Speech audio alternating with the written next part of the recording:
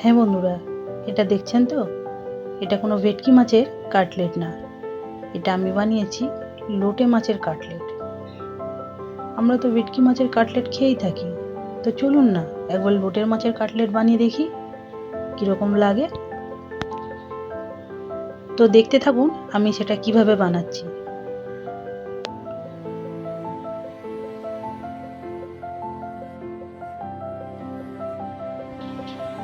মাছের চপ বানাতে আমার যে উপকরণগুলো লাগছে সেগুলো হলো বিস্কুটের গুঁড়ো, ময়দা, একটা ডিম, আর আদা, রসুন, লঙ্কা, এগুলো আমি সমস্ত একসাথে বেটে নেব। আর লাগছে পাতিলেবুর রস, আর হচ্ছে পেঁয়াজটাকে আমি আলাদা করে বাটবো, আর মাছটাকে আমি ফিলে করে রেখে দিয়েছি। সেটা কিভাবে ফিলে করেছি আপনাদের দেখাচ্ছি। তো এই মাছটাকে আমি প্রথমে পাখনাগুলো কেটে নিয়েছি, সেগুলোকে বাদ দিয়ে দিয়েছি।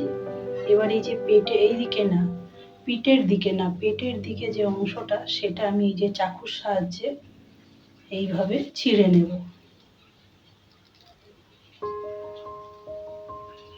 মাথা থেকে লেজ পর্যন্ত এইভাবে চাকু দিয়ে ছিঁড়ে নেব।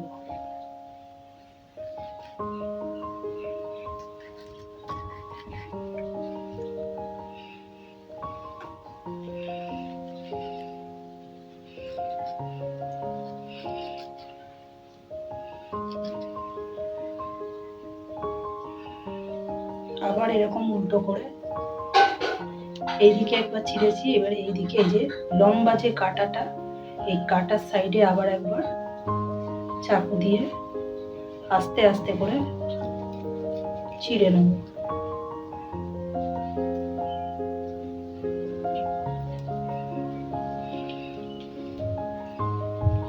ছিঁড়ে নেওয়ার পর দেখবেন এই যে লম্বা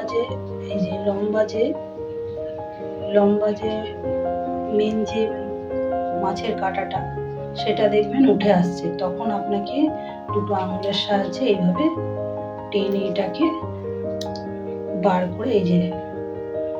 করে ফেলে দিতে হবে।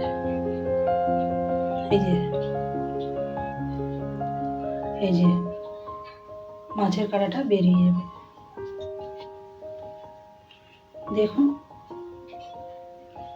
কত সুন্দর হয়েছে।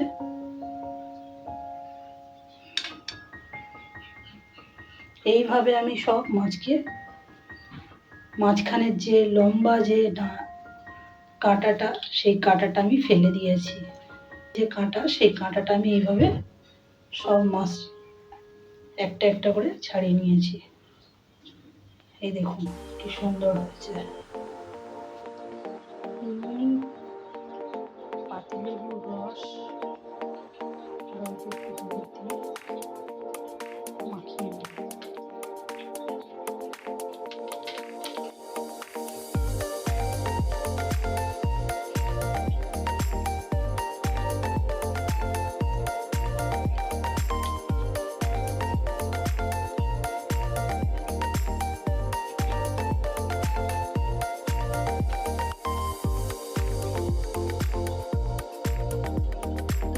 মাছের ফিলেগুলোকে আমি পাতিলেবুর রস আর নুন দিয়ে, পাতিলেবুর রস, নুন আর হলুদ দিয়ে, হলুদটা একটু অল্প দেবো, হলুদ দিয়ে মাখিয়ে নেব।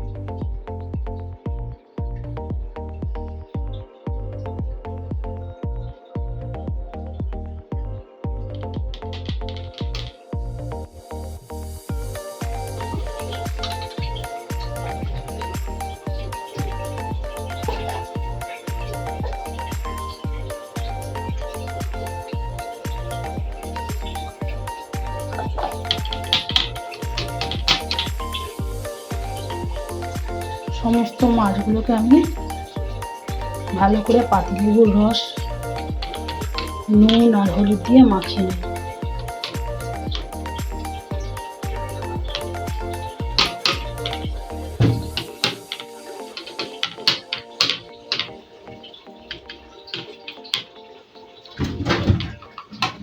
এই যে নুন, হলুদ আর পাতিলেবুর রস দিয়ে আমি মাখিয়েছি।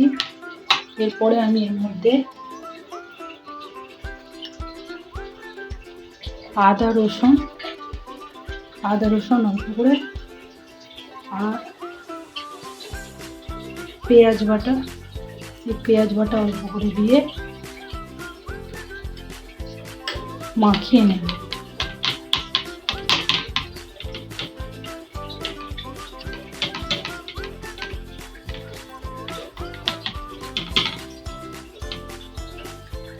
সব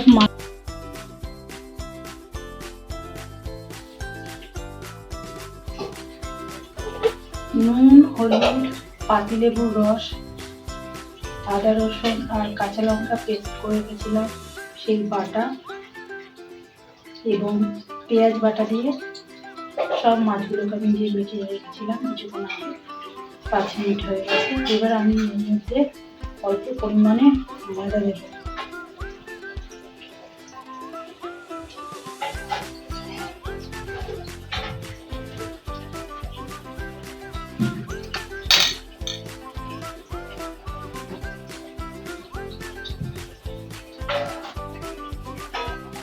ময়দাটা এই কারণেই দিলাম যাতে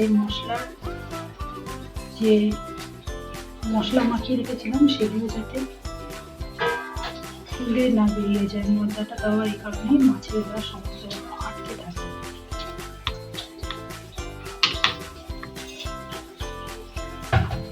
এইভাবে আমি উল্টে পাল্টে একটা করে মাছ ভালো করে মাখিয়ে নেব।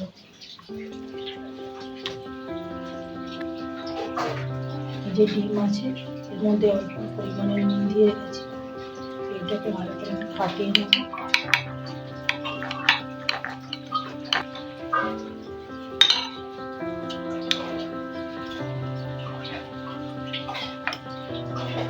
এই ডিমটাকে ফাটিয়ে নিয়েছি।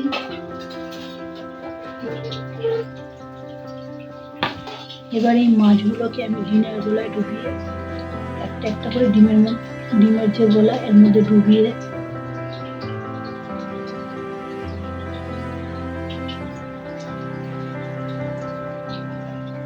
একটা মাছ আমি ডিমের গোলায় ঢোকালাম। তারপরে বিস্কুটের গুঁড়োর উপরে দিয়ে ভালো করে মাখিয়ে নেব। এইভাবে আমি সব মাছগুলোকে একটা করে মাখিয়ে নেব।